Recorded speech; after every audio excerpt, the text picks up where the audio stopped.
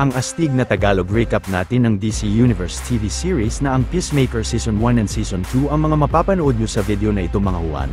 Ang dalawang season na ito ay mga mystery sci-fi action thriller TV program na napalabas noong 2022 at 2025. Kamusta naman kayong lahat mga Juan? Huwag na nating patagalin pa at simulan na natin ang ating malupit na Tagalog recap.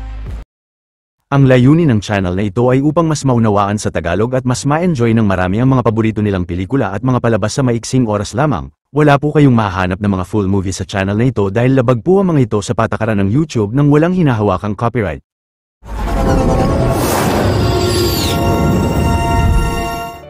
Matapos ang ilang buwan sa ospital ay pinakita ng doktor kay Chris Smith o kay Peacemaker ang x-ray ng leeg niya kung saan siya nabaril ni Bloodsport na kamuntikan na niyang ikamatay. Pagkatapos ay sinabihan si Chris ng doktor na maaari na siyang makauwi, pero nasabi ng bida sa kaibigan niyang janitor na hindi siya makapaniwalang makakauwi na siya sa kabila ng mga nagawa niya nakaraan bilang si Peacemaker. Kalaunan ay nilabas ni Chris ang maduming Peacemaker suit niya at suot ito ay nagmadali siyang sumakay sa taxi palayo ng ospital. Maya-maya pagdating ng taxi sa bahay ni Chris sa Evergreen Town ay dahil wala siyang maibayad ay kinuha ng taxi driver ang helmet niya. Pagkatapos ay binasag ni Chris ang bintana upang makapasok sa bahay at mula sa cellphone niya ay narinig niya ang mga voice message ng best friend niyang si Adrian Chase o ang vigilante. Hindi nagtagal ay biglang napaligiran ang bahay ni Chris ng mga Argus agents at sinabi sa kanya ni Agent Mern na mga tauhan sila ni Amanda Waller. Ang mga miyembro ng team ni Mern ay sina Leota Adebayo, Emilia Harcourt, at si John Economos. Pinaliwanag naman ni Agent Mern kay Chris na hindi na siya babalik sa kulungan sa kondisyong magtatrabaho siya sa Project Butterfly mission nila. Ngunit kapag tumanggi si Chris ay papasabugin ni Mern ang bomba na nilagay sa ulo niya noon. Maya-maya ay nagpunta si Chris sa sentro ng Evergreen kung nasaan ang bahay ng ama niyang si Ogie upang kamustahin ang matanda at upang kumuha ng panibagong Peacemaker helmet niya mula sa quantum unfolding chamber ng ama. Pagkatapos ay kinuha ni Chris sa garahe ang sidekick niyang agila na si Igly. Pagsapit ng gabi ay nakipagkita si Peacemaker kina Agent Mern sa isang restaurant upang tanggapin ang unang target niya sa Butterfly Project. Ilang saglit ay nakita ni Chris sa restaurant ang best friend niyang si Chase. Maya-maya pag-alis sa restaurant ni Peacemaker sakay ng kanyang kotse ay nakita niya si Emilia na pumasok sa kalapit na bar. Pero nang may lumapit na lalaki kay Harcourt sa bar ay nilait niya ito upang lumayo sa kanya at ilang saglit pagpasok roon ni Chris ay nagkunwari ang lalaki na nagulat siyang makita roon si Harcourt. Hindi nagtagal ay galit na lumapit kay Emilia ang isang lalaki pero mabilis na napabagsak niya ito bago niya binunyag kay Chris na alam niyang sinundan niya siya sa bar at inis na umalis ang babae roon. Samantala habang nasa video call ay malalamang inapala ni Leota si Amanda Waller at siya ang inatasan nitong palihim na magmatsyag sa team ni Agent Mern. Kalaunan matapos makipagtalik ni Chris sa apartment ng babaeng nakilala niya sa bar na si Annie ay mabilis na inatake siya nito. Buong lakas na kinalaban ni Peacemaker si Annie ngunit hindi nagtagal ay napansin niyang isang metahuman ang babae dahil sa pambihirang gilas at lakas niya. Pinilit namang kalabanin ni Peacemaker si Annie kahit palabis na nahihirapan siyang pabagsakin siya hanggang sa napilitan ang bida na tumalon sa bintana ng apartment. Pagkatapos ay kinuha ni Chris ang sonic boom helmet niya sa kotse at gamit ito ay nagawa niyang matapos si Annie. Maliit na pabor lang mga Juan, kung mahilig kayo sa mga ganitong Tagalog recap ay huwag niyong kalimutan na mag-subscribe sa channel natin dahil marami pa tayong upload na mga exciting na recap katulad nito. Agad na tinawagan ni Peacemaker si Harcourt upang i-report sa babae ang pag-atake sa kanya ng isang metahuman ngunit mabilis na nakarating sa insidente sina Detective Song upang mag-imbestiga. Nagmadaling bumalik si Chris sa apartment ni Annie upang kunin ang mga kasuotan niya hanggang sa nakakita siya sa tabi ng isang alien device. Kalaunan ay habang naghihintay sa labas sina Emilia at Leota ay sumugod sina Detective Song sa loob ng gusali at si Chris ay mabilis na pumasok sa kabilang apartment. Samantala si Agent Mern ay inatasan si John na ilipat sa ibang tao ang registration name ng kotse ni Peacemaker ngunit aksidenteng nailipat niya ito sa pangalan ng ama ni Chris. Sa sunod na eksena matapos mag-apos ni Peacemaker ang mag-asawang nakatira sa kabilang apartment ay tumalon siya sa bintana ng gusali at nang nakita siya ng iba pang mga pulis ay agad na pinagbabaril ni Harcourt ng pangparalisa ang mga ito. Sina Detective Song naman sa gusali ay pinagbabaril si Chris bago siya makasakay sa kotse ni na Emilia at nagmadaling umalis ang tatlo sa lugar. Maya-maya pagpunta ni na Harcourt sa headquarter nila ay habang ginagamot ni John ang mga sugat ni Chris ay doon niya naalala na nakita pala ni Annie ang folder ng misyon at posibleng yun ang dahilan kaya siya inatake nito. Kalaunan ay inatasan ni Agent Mern si Leota na magtungo sa apartment upang suhulan ang dalawang nagapos ni Chris at upang ituro ng mga ito sa mga pulis na ang ama niyang si Augie ang nanloob sa apartment nila. Pagkatapos ay dinakip ng mga pulis si Augie mula sa bahay niya. Samantala si Chase ay pumunta sa bahay ni Peacemaker suot ang vigilante suit niya at inaya siya nitong maglabas ng galit nila sa pagbaril ng ilang mga kagamitan ni Chris sa harap ng bahay niya. Ilang saglit habang nakahiga sa kama si Chris ay napansin niyang naging isang maliit na spaceship ang alien device. Sa sunod na eksena pagpasok ni Augie sa kulungan ay nagbigay galang sa kanya ang ilang mga preso habang sinisigaw ng mga ito ang pangalan niyang White Dragon. Kinabukasan sakay ng malaking van nila ay pinaliwanag sa lahat ni Agent Mern na ang target nila ay si Senator Royland Goff na isang butterfly pero hindi pa nila makumpirma kung mga butterfly rin ang buong pamilya nito. Nasabi naman ni Chris na kung target rin ng mga bata ay hindi niya magagawang tapusin ang mga ito dahil nagbago na siya. Maya-maya pagdating ng grupo sa lokasyon ng senador ay nasabi ni Mern kay John na wala siyang tiwala kay Peacemaker kaya't hindi niya sinabi sa kanya kung ano ang mga butterfly sa misyon nila. Pagsapit ng gabi pag-uwi ni Senator Goff at ng kanyang pamilya sa mansyon nila ay hindi mabaril ni Peacemaker ang senador dahil sa nakaharang na malaking bodyguard sa target niya. Kalaunan habang naghihintay sina Chris at Harcourt sa paglabas uli ng senator sa mansyon ay napansin ng bida na sinundan pala siya roon ni Vigilante. Hindi nagtagal ay napansin ng dalawa na mga butterfly rin ang pamilya ni Goff nang nilabas nila ang mga dila nila habang kumakain. Ngunit nang sinabihan ni Agent Mern si Peacemaker na tapusin ang buong pamilya ay hindi niya ito magawa. Agad na kinuha ni Vigilante ang baril sa kaibigan at magaling na natapos niya ang pamilya maliban sa senador subalit mabilis na inatake sila ng bodyguard ni Goff na si Judo Master. Dahil sa pambihirang martial arts skills ng berdeng bodyguard ay nagawa nitong ma-overpower sina Peacemaker at ang dalawa. Hanggang sa hindi nagtagal ay nagtagumpay si Judo Master na mapabagsak si Peacemaker at sina Vigilante. Maya-maya habang mga nakagapos ay dinala ni Judo Master sina Chris at Vigilante sa basement ng mansyon ni Senator Goff. Pagkatapos ay inatasan ng senator si Judo Master na umalis ng lugar at i-report sa headquarter nila ang nangyari roon. Samantala paglapit ng isa pang bodyguard kay Emilia ay mabilis na tinutukan ito ni Leota ng baril ngunit dahil hindi niya matapos ang lalaki ay agad na binaril ito ni Harcourt. Mula naman sa tracking device sa bomba ni Chris sa ulo ay nalaman ni na Emilia na dinala sila sa basement ng mansyon, hanggang sa nakakita si Leota ng isang nakatagong pinto ngunit hindi nila mawasak ang berdeng bagay na nakaharang rito. Sa sunod na eksena ay napansin ni John ang pag-alis ni Judo Master ng mansyon at gamit ang van nila ay malakas na sinagasaan niya ang kotse nito. Nang nakita ni John na gumagapang palayo si Judo Master ay pinalo niya ang ulo ng kalaban hanggang sa mawalan nito ng malay. Sa kasalukuyang yun ang senador ay nagkabit ng mga electrical clip kay Vigilante upang kuryentihin siya at upang paaminin si Peacemaker tungkol sa misyon nila pero nagmatigas ang bida. Subalit nang wala pa rin sinabi si Peacemaker ay naisipan ni Goff na putulin ang isang daliri ni Vigilante sa paa. Sa kasalukuyang yun ay nagkabit si Agent Mern ng bomba sa pinto, ngunit nang inakala niyang defective ito ay bigla itong sumabog na kinatanggal ng gapos ni Chris. Agad na kinalaban ni Peacemaker si Senator Goff hanggang sa nagawa niyang makakuha ng baril at pinasabog ng bida ang ulo ng kalaban. Subalit napansin ng dalawa na may lumabas na tila isang alien na paru-paro mula sa nawasak na ulo ng senador.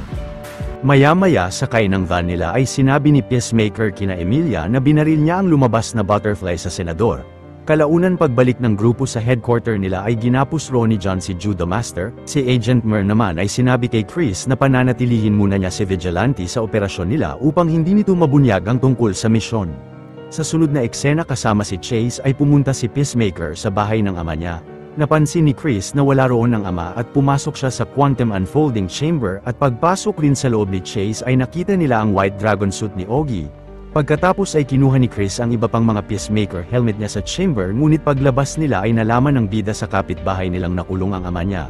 Ilang saglit habang papunta sa kulungan ay labis na nagalit si Chris kay Mern dahil ito pala ang nag-frame sa ama upang makulong siya ngunit nasagot ni Mern na isang pagkakamali lang ang nagawa nila. Pero dahil posibleng mabunyag ni Peacemaker kay Augie ang tungkol sa misyon nila ay inatasan ni Agent Mern si Leota na kumbinsihin si Chris na huwag bumisita sa kulungan. Subalit nabigo si Leota na makumbinsi si Chris at agad na na-realize niyang si Chase ang Vigilante mula sa boses niya. Pagkatapos ay kinumbinsi ni Leota si Chase na patayin si Augie upang tuluyan ang maging masaya sa buhay si Chris mula sa masamang ama nito. Samantala si Chris ay binunyag kay Augie kung paano siya na-frame ni na Mern pati na ang tungkol sa Project Butterfly mission nila. Pagkatapos ay napangako ni Chris kay Augie na kapag natapos ang misyon ay siya ang aako sa kaso na kinasangkutan ng ama. Subalit inis na nasabi ni Ogie na gagamitin niya ang mga impormasyong nabunyag ni Chris upang malinis ang pangalan niya at makalaya roon. Kalaunan ay naisipan ni Chase na pumunta sa lugar kung saan nagpupulong ang mga kapulisan at winasak niya ang bintana ng kalapit na gusali upang dakpin siya ng mga ito. Samantala si Judo Master ay nagawang matanggal ang mga kamay niya sa mga gapos niya at pagpasok ni John sa silid ay mabilis na sinipa siya ng kalaban. Ilang saglit pagpunta roon ni na Chris ay tinuro sa kanya ni John kung saan dumaan si Judo Master. Agad na sinugod ni Peacemaker si Judo Master sa kalapit na parking lot at biglang inatake siya nito. Binuhos naman ni Chris ang buong lakas at galing upang makipagtunggali sa pangalawang pagkakataon sa berdeng kalaban pero hindi nagtagal ng tila magagapi na niya ang lalaki ay binaril ito ni Lyotta sa dibdib. Pagkatapos ay ginamot at binalik ni John si Judo Master sa silid niya ng nakagapos. Sa kasalukuyang yun ang nakulong na si Chase sa kulungan kung nasaan si Ogie ay lumapit siya sa grupo nila. Inalipusta ni Chase ang mga bilanggong kasama ni Ogie upang atakihin nila siya pero magaling na kinalaban niya sila at mabilis na napabagsak ang mga ito. Pero si Ogie ay narealize na pinadala roon ni Chris si Chase upang tapusin siya. Sa sunod na eksena pag-uwi ni Chris ay makikitang nilagay pala niya sa garapon ang butterfly na lumabas sa katawan ni Goff. Samantala si Lyotta ay inamin sa leader nilang nakumbinsi niya si Vigilante na patayin si Ogie na labis na kinainis ni Agent Murn. Pagkatapos ay inatasan ni Murn si John na gumawa ng paraan na mapalaya si Chase mula sa database nila at kalaunan ay napalaya nga ang lalaki mula sa kulungan. Sa kasalukuyang yun ay habang nanonood ng TV si Murn sa apartment niya ay makikitang isa rin pala siyang butterfly nang nilabas niya ang mahabang dila niya upang humigop ng berdeng likido sa bowl. Kinaumagahan ay pinakain ni Chris ang insekto ng berdeng likidong nakuha niya sa mansyon ni Goff. Maya-maya pagpunta ni Peacemaker sa headquarter ay labis na nagalit siya sa aksidenteng pag-frame up ni John sa ama niya. Pero si Agent Murn ay inawat si Chris upang mapaliwanag niya sa buong team na nakaraang taon lang nang nasawi sa plane crash ang isang lalaki ay may lumabas ritong isang alien na insekto at doon na nila nadiskubre ang tungkol sa mga butterfly. Nakakapasok ang mga nilalang sa iba't ibang butas ng katawan nila at kapag nakontrol ng butterfly ang isang tao ay nagiging mas malakas ito. Napag-alaman pa nila na nakapasok ang mga alien insect sa mga tanyag na lider ng mundo. Pero upang mabuhay ay tanging kinakain ng mga butterfly ay ang amber fluid na ang kumpanyang Glentay lang ang sekretong gumagawa kung saan dating nagtatrabaho si Annie. Sa sunod na eksena ay nakarating na sina Harcourt sa factory ng Glentay pero pagpasok roon ay gamit ang X-ray vision helmet ni Peacemaker ay nakita niya ang mga butterfly sa ulo ng mga empleyado at agad na tinapos niya ang lahat ng mga ito. Subalit sina Emilia at Vigilante sa kabilang parte ng planta ay biglang napansin ng mga empleyado at mabilis na sinugod sila ng mga ito hanggang sa na-stuck ang dalawa sa isang silid. Ilang saglit si Chris ay naghagis ng malaking granada sa grupo ng mga empleyado na sumabog ng napakalakas. Samantala sina Harcourt ay biglang inatake sa silid ng isang gorilya ngunit pagpasok sa loob ni na Chris at Lyotta ay inatake rin sila ng nilalang. Sinubukang kalabanin ng bawat miyembro ng team ang gorilya at hindi nagtagal ay napabagsak ito ni John gamit ang dala niyang chainsaw. Samantala si Ogie ay ni-request na makaharap sina Detective Song upang sabihin sa kanila na ang anak niya ang totoong pumatay kay Annie at pinakiusapan niya silang i-check ang mga fingerprint niya. Ilang saglit nang nalaman ni na Song na hindi tugma ang fingerprint ni Ogie sa nakuha nila sa insidente ay agad na bumalik sila sa apartment at napaamin nila ang mag-asawa na si Peacemaker ang nanloob roon. Sa sunod na eksena ay masayang bumalik sina Peacemaker sa headquarter dahil sa katagumpayan nilang mapabagsak ang planta ng Glentay. Pagkatapos ay gumawa ng group chat si Emilia para sa kanila na may pangalang 11th Street Kids. Sa kasalukuyang iyon ay pinapunta ni Amanda Waller si Agent Locke sa apartment ni Murn upang tumulong sa misyon nila. Pagkatapos ay ni-request ni Murn kay Locke na magpanggap na bagong police captain ng Evergreen upang puwersahang mapabalik niya sa kulungan si Ogie na labis na kinainis ni Detective Song. Maya-maya ay inaya si Lyotta ni Peacemaker na uminom ng alak sa bahay niya upang ipagdiwang ang katagumpayan nila. Ngunit pagpunta ni Chris sa banyo ay palihim na iniwan sa tabi ni Lyotta ang peking diary ni Peacemaker na tinagubilin sa kanya ng ina niya. Samantala si Detective Song ay humingi ng tulong sa tiyuhin niyang judge na gawan siya ng arrest warrant para kay Peacemaker. Maya-maya pagbalik ni Lyotta sa headquarter ay nadatnan niya roon si Murn na may ginagawa. Pagkatapos ay naisipang suotin ni Lyotta ang naiwang X-ray vision helmet ni Peacemaker ngunit nang nakita niyang isang butterfly pala si Murn ay agad na tumakbo palabas ang babae pero mabilis na pinigilan siya nito. Pagdating roon ni Emilia ay napansin niyang nalaman ni Lyotta ang tungkol kay Murn kaya't binunyag niya sa kaibigan na aksidenteng nadiskubre niya rin noon ito at ni John. Pinaliwanag naman ni Agent Murn kay Lyotta na pumunta sa Earth ang lahi niya dahil mamamatay na ang planeta nila. Subalit ang leader nila na ang Butterfly na pumasok kay Goff ay napagplanuhang sakupin ang Earth, ngunit si Mern lang ang tanging tumutol sa kanya. Kaya't upang mapigilan sila ay napilitan siyang pumasok sa katawan ng tao na yon. Sa sunod na araw ay dahil sa tulong ng tiyuhin ni Song ay tuluyan nang napalaya si Ogi sa kulungan na labis na kinagalit ni Captain Locke. Pero dahil rin sa tiyuhin ng detective ay nakapag-issue sila ng arrest warrant kay Chris at sinimulang sumugod ng team niya sa bahay ni Peacemaker. Maya-maya si Chris kasama si Vigilante ay napansin ang pagdating ni na Detective Song sa tapat ng bahay niya kaya't agad na kinabit ni Chase sa bewang ang bote ng Butterfly bago sila umakyat sa bubong. Pagpasok ni na Detective Song sa bahay ay nakita sa tabi ng isang pulis ang peking diary ni Peacemaker. Nang umakyat sina Peacemaker sa kalapit na puno ay napansin sila ng detective ngunit nang biglang nahulog si Chase ay nabasag ang bote at mabilis na pumasok ang Butterfly sa bibig ni Song. Ang mga kapulisan naman ay nakita sina Peacemaker sa likod ng bahay at nagmadali silang tumakbo palayo. Pero si Igli ay napakabilis na inatake ang mga humahabol na pulis sa dalawa at magaling na napabagsak niya ang karamihan sa mga ito. Kalaunan si Captain Locke ay binaril ang huling pulis at pinaalis niya roon sina Peacemaker ngunit napansin niyang walang awang tinapos ng kapitan ang mga bumagsak na pulis. Samantala si Detective Song ay nagkamalay na at agad na bumalik siya ng headquarter nila upang makontak ang iba pang Butterfly habang ang isang pulis ay binigay kay Captain Locke ang diary na nahanap nila sa bahay. Sa sunod na eksena pagbalik ni Chris sa headquarter ay inamin niya kina Mern na natabi niya ang Butterfly ni Goff upang makakuha ng impormasyon dahil wala silang sinasabi sa kanya tungkol rito. Ngunit aksidenteng napunta ang nilalang sa katawan ni Detective Song. Ilang saglit ay nadiskubre ni John na sa Cloverdale Ranch ang pinagmumula ng amber fluid ng Glen Tai. Pinaliwanag naman ni Mern at Leota na kapag nawasak nila ang pinagmumula ng amber fluid ay matatapos nila ang mga Butterfly at ito ay ang tinatawag na cow na ginagamit ng mga nilalang upang makalikha ng pagkain nila. Sa kasalukuyang yun ay dahil napagdesisyonan ni Ogi na tapusin si Chris ay pumasok siya ng Quantum Unfolding Chamber upang suotin ang kanyang White Dragon suit at nagbigay galang sa kanya ang mga tagasunod niya. Samantala si Detective Song ay pinapunta sa Earth ang napakaraming alien butterfly na nakasakay sa mga maliliit na spaceship. Pagkatapos ay pinasok ni Song sa Evergreen Police Headquarter ang napakaraming lahi niya upang ipasok sila sa katawan ng mga kapulisan pati na kay Captain Locke. Maging ang mga bilanggo sa mga detention cell ay pinasok din ng mga Butterfly at sama-sama silang lumabas ng headquarter. Maya-maya ay napanood ni na Chris sa balita ang press conference ni Captain Locke kung saan binunyag niya sa publiko ang mga impormasyon tungkol sa Project Butterfly mula sa diary ni Peacemaker at minungkahi niya na dapat natugisin si Peacemaker ng lahat ng kapulisan. Napunta ang istorya sa nakaraang panahon kung kailan ang batang Chris kasama ang kuya niyang si Keith ay pinagtapat sa isang street fight match ng ama nila upang makalikom ng pera.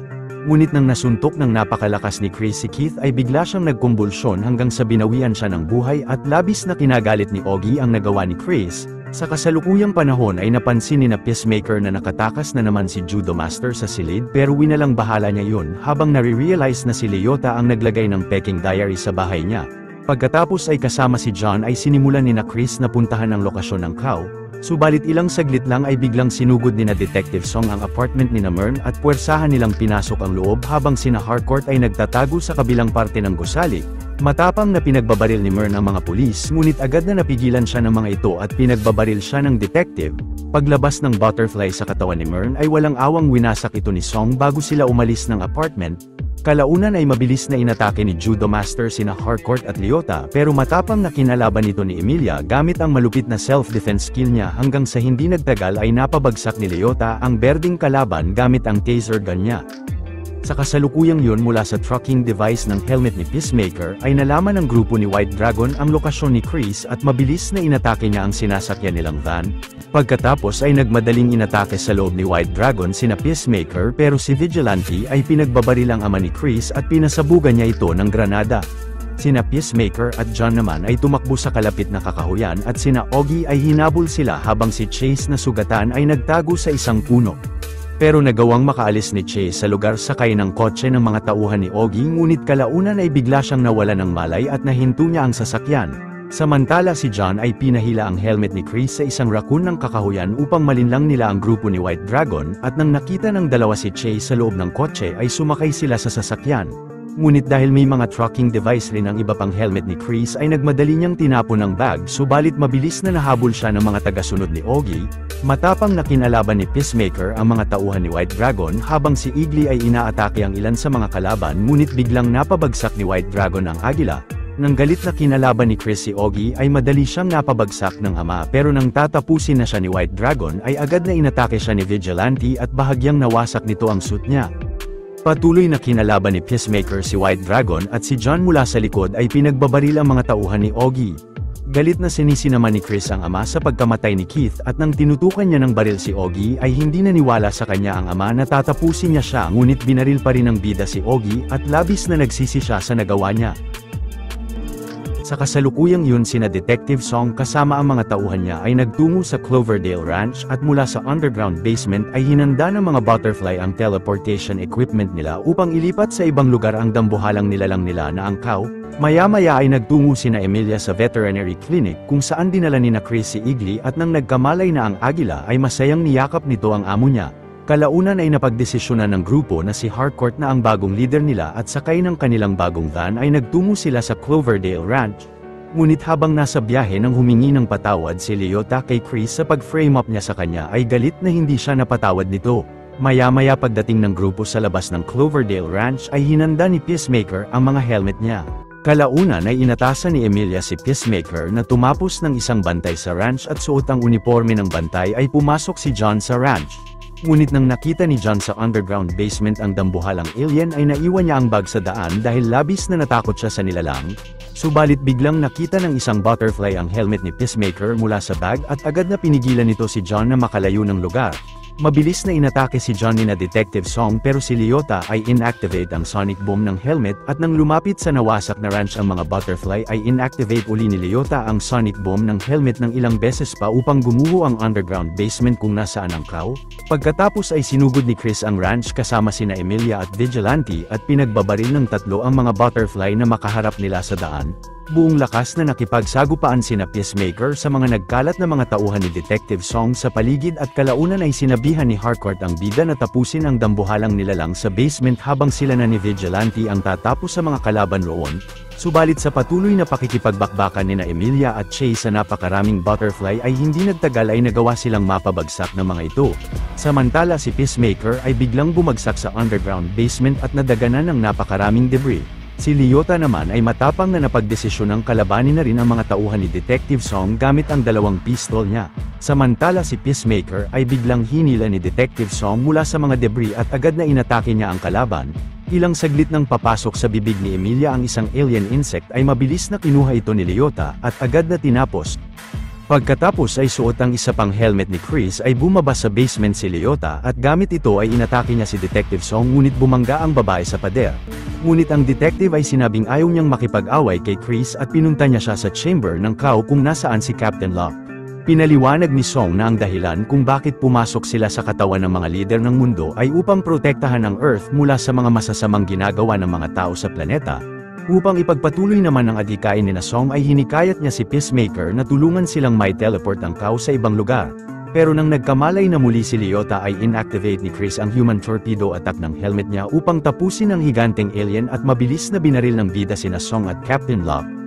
Pagkatapos ay nang paalis na sina Chris roon ay nakita niyang lumabas ang Butterfly sa katawan ni Song.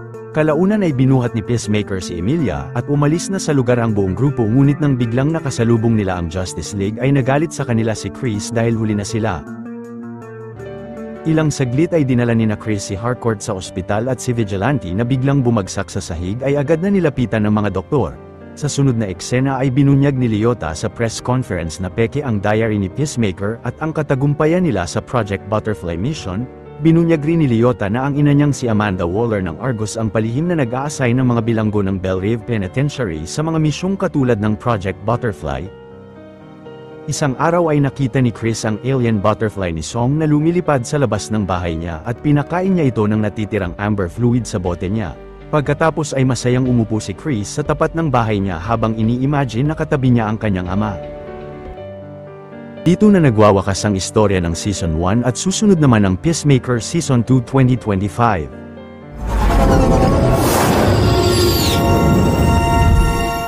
Habang natutulog sa bahay ng ama niya si Chris Smith o si Peacemaker ay ginising siya ng alaga niyang agila na si Igli dahil nais nitong lumipad sa loob ng quantum unfolding chamber na agad na ginawa nga niya para sa agila.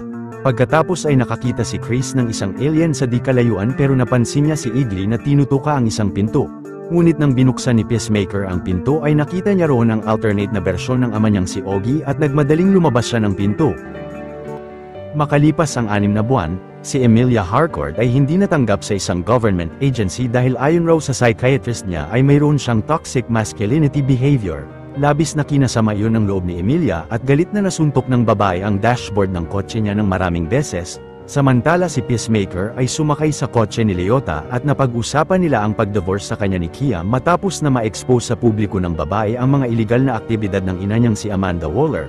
Pero dahil sa nakaraang pagligtas ni Chris sa mundo ay tinulungan siya ni Leota na makapunta sa isang abandonadong gusali, kung saan palihim na nagre-recruit ang bilyonaryong si Maxwell Lord para sa Justice Gang kasama sina Guy Gardner o si Green Lantern at si Kendra Saunders o si Hawkgirl.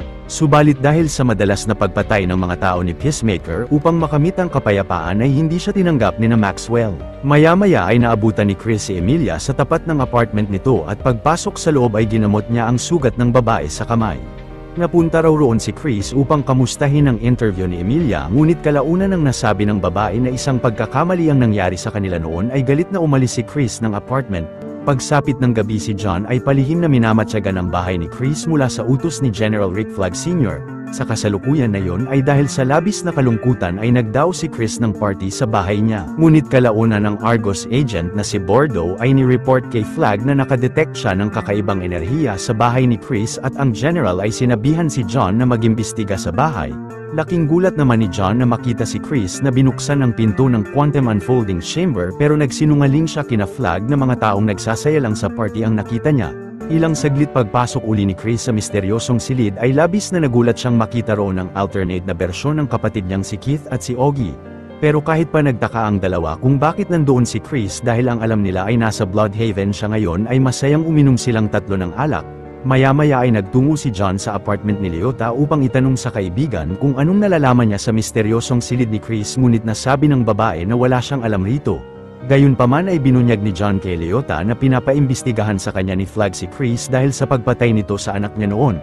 Samantala si Emilia ay pumasok sa isang bar upang uminom ng alak at nang paasar na napasipol ang isang lalaki sa kanya ay doon niya sinimulang makipag-away sa mga kalalakihan roon. Ngunit kahit pa binuhos ni Emilia ang buong lakas at galing ay nagawa siyang ma-overpower sa dami ng mga kalalakihan na umaatake sa kanya hanggang sa nabugbog siya ng mga ito at nilabas ng bar. Sa kasalukuyang iyon nang nagpaalam na kay Chris sina Ogie at Keith na matutulog na sila ay kalaunan ay biglang nakita siya ng alternate na bersyon niya. Subalit dahil inakala ng alternate Peacemaker na nanggagaya siya ng anyo ay inatake siya nito bago makalabas ng pinto. Patuloy na inatake si Chris ng alternate na bersyon niya sa loob ng chamber ngunit nang na-activate niya ang jetpack nito ay aksidenteng natusok ito sa isang matalas na bagay sa kisame na kinamatay nito. 9 na buwan nang nakakalipas nang itinalagang bagong director ng Argos si Rick Flag Sr. at agad na ni-request niya kay John ang mga classified data patungkol sa pagkamatay ng anak niyang si Rick Flag Jr. Ngunit nang napag-alaman ni Flag sa mga datos na pinatay ang anak niya ni Peacemaker ay agad na ipinag-utos niya kay Agent Bordeaux na bantayan ang lahat ng galaw ni Chris. Sa kasalukuyang panahon ay tinawagan ni Chris ang best friend niyang si Chase, samantala si Agent Fleury ay inatasan ni Bordeaux na samahan si John sa pagbabantay nito sa bahay ni Chris.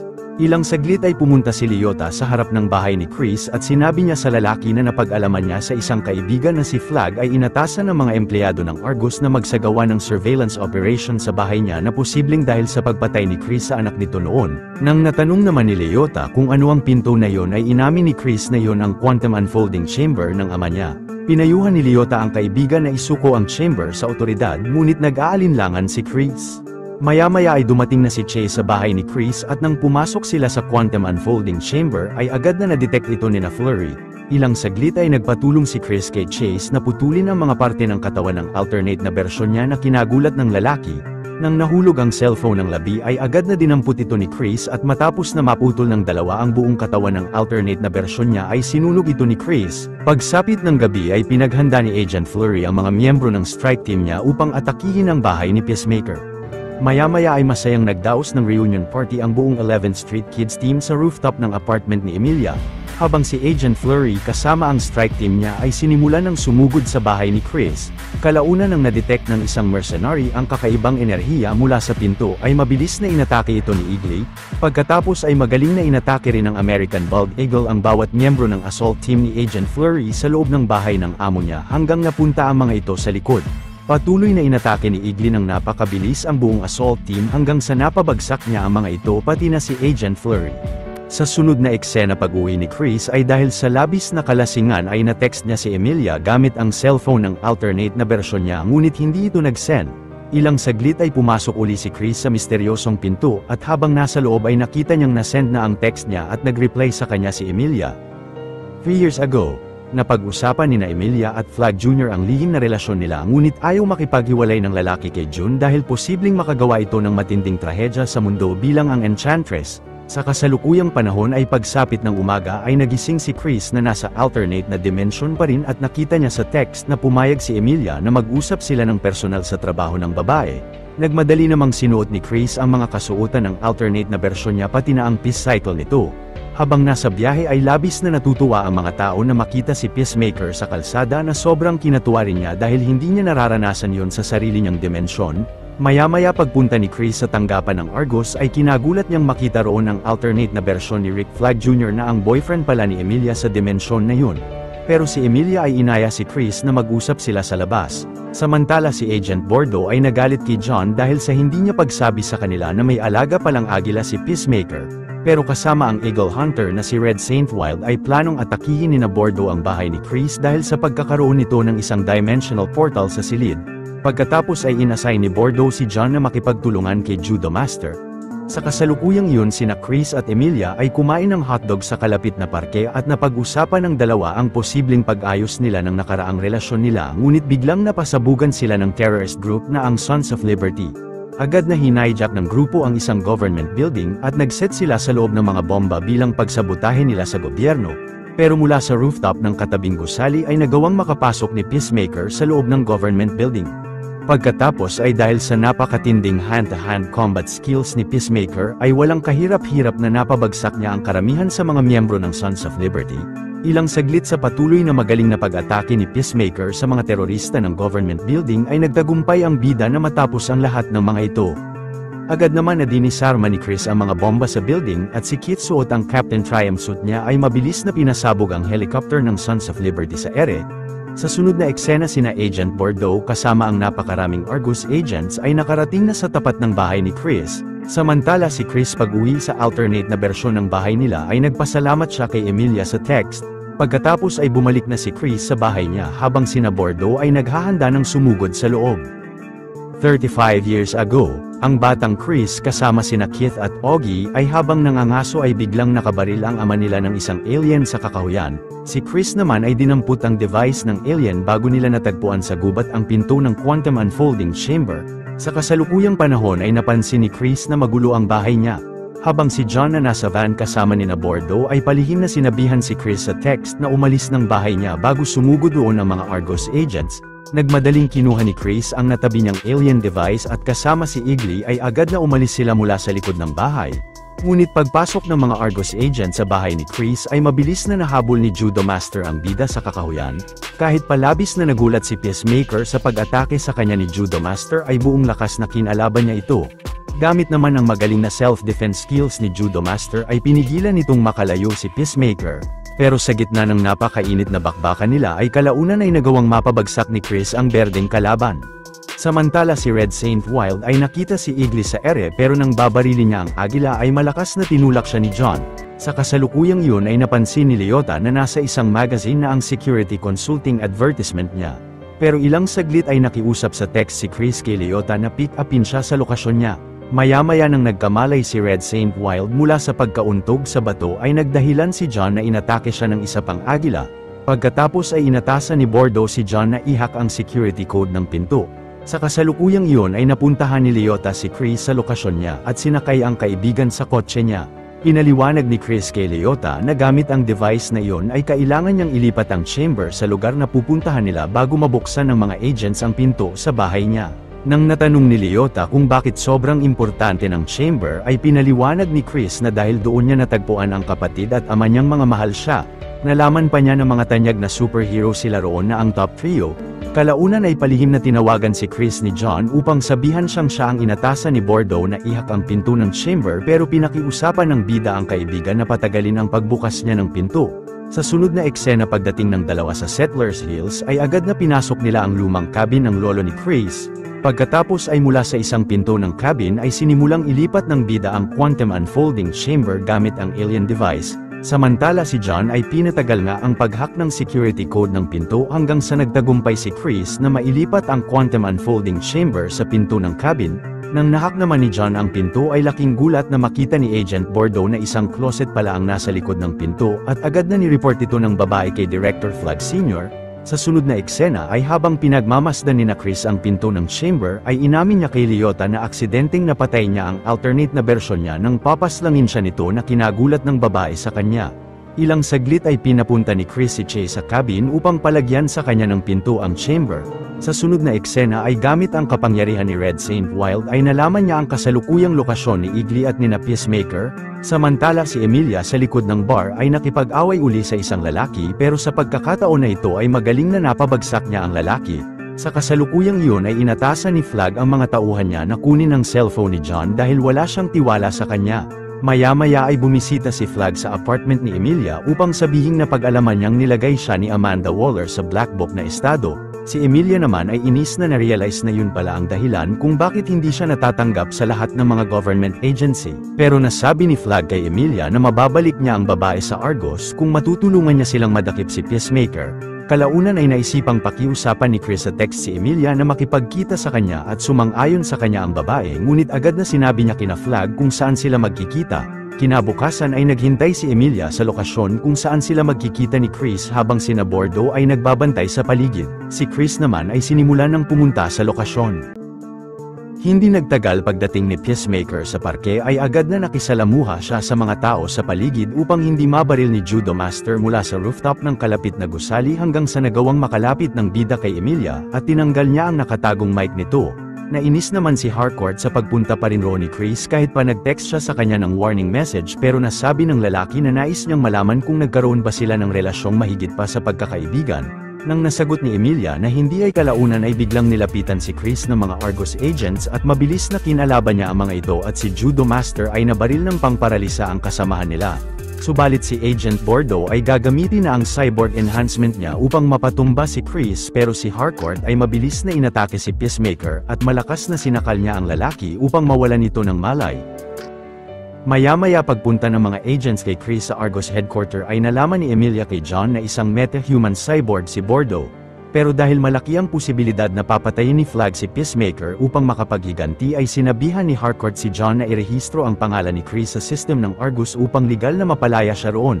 Samantala si Director Rick Flagg Sr. ay pinasok si Peacemaker sa interrogation room nila upang bugbugin ang lalaki dahil sa matinding galit niya sa kanya.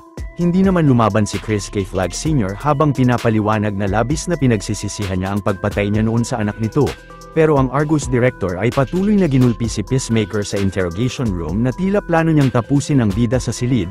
Kalaunan ay nagawang marehistro ni John ang pangalan ni Chris sa sistema nila na kinagulat sa kanya ni Bordeaux at agad na sinabi ito ng babae kay Flagg Sr. Mabigat ang kalooban na pinalaya nga ng direktor si Chris at sumakay siya sa kotse ni na Leota pero inatasan ni Flagg si Judo Master na sundan ang grupo. Sa kasalukuyang iyon ay mag-isang pumunta si Red Saint Wild sa cabin ni Chris at gamit ang malaking punt gun niya ay nagawa niyang mabaril ang agila sa ere. Pagdampot ni Red Saint Wild sa agila ay bigla siyang inatake ng iba pang mga agila ng kagubatan. Makikitang hindi pala si Igli ang nabaril ni Red Saint Wild at nakumpirma ng matanda na ito ang legendary Prime Eagle pagkatapos ay kasama ang napakaraming mga agila ay tinapos ng mga ito ang kalaban. Ilang saglit ay nadala na ni Leota si Chris sa cabin niya ngunit nasundan sila roon ni Judo Master at ni-report ito ng kalaban kina Agent Fleury. Kalaunan ay sumulat si Chris ng mensahe ng pagpapaalam sa 11th Street Kids at nakita niya si Igli na pumasok ng cabin na may dalang isang putol na daliri. Pagkatapos ay nagpaalam si Chris sa text kina Leota bago ilagay ang alien device na ang access drive sa pinto ng quantum unfolding chamber at kasama si Igli ay pumasok sila rito. Sinundan ni Judo Master sina Peacemaker papasok ng pinto at pagbalik sa cabin ni Leota ay nagsarado na ang Quantum Unfolding Chamber. Nabasa sa papel ni Leota na sumunod si Judo Master kina Chris at dala ang access drive pati na ang liham ay umalis ang dalawa ng cabin. Ilang saglit ay nakarating ang team ni Flag sa cabin na wala nang nadatnan habang si Leota ay binasa sa grupo ang farewell message ni Chris para sa kanila. Pero si Emilia ay nasabing gagamitin nila ang alien device upang maibalik si Chris. Samantala pagbalik ni Peacemaker sa Earth 2 Dimension ay sinama siya ni Keith sa misyon nila bilang ang top trio. Pagkatapos ng misyon ay masayang bumalik si Chris sa Argus headquarter upang hagkan ang bersyon ng Emilia roon. Kinabukasan ay kumain si Chris sa isang diner na naging girlfriend na niya si Harcourt at kasama sina Augie habang suot ng ama ang Blue Dragon suit niya. Samantala dahil walang record ang Argus ng address ni Chase ay napagdesisyonan ni Emilia na ilipat sa bahay ng binata ang Quantum Unfolding Chamber. Nakasalamuha sa loob ng grupo ang ina ni Chase at pinasok sila ng binata sa kanyang sekretong silid kung saan niya tinabi ang mga droga at perang nakuha niya sa mga kriminal mula sa pagiging vigilante niya. Dahil naman nakita ni Leota kung paano gamitin ni Chris ang access drive ay ginamit ng babae ito sa isang pinto ng silid upang doon nila mailipat ang Quantum Unfolding Chamber. Nag-release ng malakas na shockwave ang pinto at tumalsik sa mga damit ng grupo ang droga ng silid pero napansin nilang nagtagumpay si Leota na malipat roon ang Dimensional Chamber. Pagpasok sa loob ay nakakita ang grupo sa tabi ng maraming Peacemaker helmet at pinasok nila ang pinto papunta sa Dimension ng Earth 2. Ngunit biglang nakasalubong nila si Keith at habang nagtatago ang iba ay nagdahilan si Emilia na pinakiusapan siya ni Chris na dalhin sa Argus ang snow globe na yon at sinamahan siya ng lalaki papunta sa opisina. Maya-maya pagdating nila sa Argus headquarter ay biglang napansin ng aso ng mga bantay ang droga sa damit ni Harcourt at habang dinadala siya sa kustodiya nila ay nakita sa daan ni Peacemaker ang babae. Kinausap ni Chris si Emilia sa isang interrogation room at nalaman niyang nagpunta ang grupo roon upang ibalik siya sa kanilang dimensyon pero hindi maiwanan ni Chris ang buhay niya roon kasama ang pamilya niya. Samantala si Vigilante ay pumunta sa bersyon ng bahay nila ng Earth 2 at masayang nakaharap ng binata ang bersyon niya ng dimensyon na yun. Sa sunod na eksena ay ni-report ni Agent Fleury kay Flag Sr. na nawawala sina Harcourt at John pati na si Judo Master. Kalaunan ay naisipan ni Flag na bisitahin si Lex Luthor sa Belle Reve Penitentiary at nabanggit niya rito ang tungkol sa dimensional portal ni Peacemaker na nalilipat nito sa ibang lugar. Pagkatapos ay nakiusap si Flag kay Lex na tulungan silang mahanap ito at ipapalipat niya siya sa kulungang may mababang seguridad na sinang-ayunan ng lalaki. Sa kasalukuyang yun matapos maging negatibo ang drug test result ni Harcourt ay pinalabas na siya ng silid ngunit kasama si Chris ay napansin nila sa opisina na may logo ng Nazi ang flag ng Amerika. Sa sunod na eksena ay naisipan ni Leota na lumabas ng bahay ni Chris subalit biglang hinabol siya ng mga tao sa paligid dahil sa pagiging black niya. Samantala si John ay nakita ni Augie sa kusina ng bahay at mabilis na sinaksak nito ang kaliwang kamay niya. Si Leota naman ay napilitang tumakbo sa kalapit na bahay at napadaan siya sa isang swimming pool pero si Judo Master ay kinoryente ang mga taong humahabol sa babae habang nasa pool ang mga ito. Pagkatapos ay nagtago ang dalawa sa isang bahay na walang tao at nasabi ni Judo Master na naawa siya kay Leota kaya niya niligtas siya. Samantala ang Chase ng Earth 2 ay pinaliwanag sa Chase ng Earth 1 na mula nang nakontrol ng Nazi ang buong mundo noong World War II ay bawal na ang mga black o bisexual sa lipunan at tanging ang Sons of Liberty lang ang tumaliwa sa kanila. Hindi nagtagal ay pinadakip ng Emilia ng Earth 2 ang Emilia ng Earth 1 sa mga security guard ng building pero kasama si Peacemaker ay kinalaban nila ang mga ito. Nang biglang hinarang ang dalawa ng iba pang guard sa lobby ay ginamit ni Chris ang jetpack niya upang makalabas ng building at sakay ng Peace Cycle ay tumakas sila ng lugar. Sa sunod na eksena ay nakipagkita sina Flag sa nabilangguring tauhan ni Lex na si Happersen at dinala nila ang lalaki sa dating communications hub ng Luthor Corp. Pagkatapos ay mula sa isang computer ng hub ay nalaman ni Happersen ang bagong lokasyon ng Dimensional Chamber ni Chris. Sa kasalukuyang iyon ay ginapos ni Augie si John bago makauwi ng bahay si Keith at pinaliwanag ng ama na malaki ang posibilidad na patay na ang kapatid niya at ang Chris na kasama nila roon ay galing sa ibang dimensyon. Kaya't dapat nilang pigilan si Chris bago pa nito mabunyag sa publiko ang tungkol sa Quantum Unfolding Chamber nila. Maya-maya nang biglang na-corner sina Peacemaker at Emilia ng mga pulis ay mabilis na pinasabugan ni Blue Dragon at Captain Triumph ang mga kotse ng mga pulis at pinagbabaril nila ang mga ito bago makalayo. Pagkatapos ay dinala ni Augie ang dalawa pabalik sa bahay nila at doon pinaliwanag ni Chris sa mag-ama kung paano siya napunta sa dimensyon nila at kung paano niya aksidenteng napatay ang bersyon niya ng mundong yun. Pero pinili ni Chris na manatili sa Earth 2 upang maranasan na makasama sina Keith. Naniwala si Augie kay Chris at napagdesisyonan niyang ibalik ang grupo sa dimensyon nila sa kondisyong hindi na sila babalik roon. Kalaunan ay ni-request ng mga pulis na hanapin si Chris sa bahay ni Augie pero tumanggi ang matanda sa kanila. Sina Leota at Judo Master naman na nagpaplanong pumasok sa bahay ni Augie ay biglang nilapitan ng dalawang vigilante. Pagkatapos ay pagpasok ni vigilante sa bintana ay mabilis na inatake niya si Augie. Dahil nakarinig ng ingay ang mga pulis ay agad na pinasok nila ang bahay habang ang grupo ay nagmadaling umalis sa silid. Kinalaban ng dalawang vigilante ang ilang mga kapulisan na sumugod sa bahay at magaling na napatumba nila ang mga ito. Subalit dahil sinisisi ni Keith si Chris sa mga nangyaring masasamang bagay sa kanila ay galit na inatake niya si Peacemaker. Pero mabilis na inatake si Keith ni Igli at sinaksak siya ni vigilante sa tagiliran bago pinigilan ni Chris ang grupo sa pag-atake sa kapatid. Kahit palabis na nalungkot si Peacemaker sa sinapit ng mag-ama ay napilitan siyang sumama sa grupo paalis ng Earth 2 bago pa sila maabutan ng mga pulis. Pagbalik ni Chris sa silid ni Chase ay sinarado niya ang chamber gamit ang alien device ngunit paglabas ng grupo ay naharang sila ni Flag Sr. Napilitan naman si Peacemaker na ibigay kina Flag ang access drive at sinabing pinuntahan siya ni Judo Master upang maibalik roon at nagpadakip ang bida sa mga agents. 1 month ago noong sina Chris at Emilia ay masayang kumain sa isang diner. Pagkatapos ay naglakad sina Chris sa kalapit na pier at nakakita ang dalawa sa di kalayuan ng rock concert ng bandang Nelson na nasa isang malaking bangka. Habang nag-e-enjoy ang dalawa sa konsyerto ay biglang nahalikan ni Chris si Emilia subalit agad na nagpanik ang babae at inalisan siya nito. Sa kasalukuyang panahon, ang team ni Director Flag Sr. kasama ang team ni Lex Luthor ay habang nasa Communications Hub ng Luthor Corp ay pinag-aaralan nila ang Quantum Unfolding Chamber ni Chris o ang QUC. Sina Emilia naman kasama ang iba pang Argus agents ay inatasan ni Flag na subukang buksan isa-isa ang mga pinto ng chamber. Ilang saglit pagpasok ng grupo sa isang pinto ay biglang inatake sila ng napakaraming alien imps at matapang na kinalaban ni Harcourt ang mga ito habang ang iba pang agents ay pilit na hinila sila pabalik ng chamber subalit napansin nilang nasawi si Agent Klein sa pag-atake ng mga nilalang. Samantala si Leota ay kinumbinsi si Chase na gamitin nila ang ilang pera sa sekretong silid niya upang mapiyansahan nila si Chris mula sa kulungan. Kahit naman galing sa mga kriminal ang mga pera ay mabigat ang kalooban na sumang-ayon si Chase kay Leota at maya-maya ay napiyansahan ng dalawa ang kaibigan nila sa kulungan. Pagkatapos ay habang pinatira ni Flag Sr. sina John sa bahay ni Peacemaker ay malungkot na kinuha roon ni Chris si Igli at kasama ang Agila ay pansamantalang nanatili ang bida sa isang motel. Sa sunod na araw ay patuloy na nagbukas sina Emilia ng iba pang mga pinto ng QUC at nang biglang napasok ng grupo ang isang pinto na naglalaman ng dambuhalang black hole ay labis na natuwa si Luthor na mabalitaan ito kina Flag.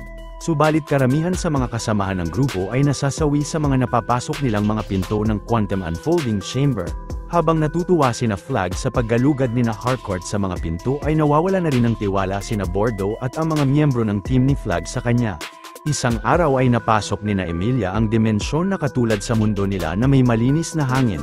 Sa sunod na eksena kasama si Agent Bordeaux ay pinaliwanag ni Flag sa US Defense Secretary na si General Mori na ang nadiskubre nilang mundo na tinawag nilang Planet Salvation ay nagawang mailipat ng team ni Luthor sa ibang pinto upang direktang makapasok sila rito nang hindi dumadaan sa QUC.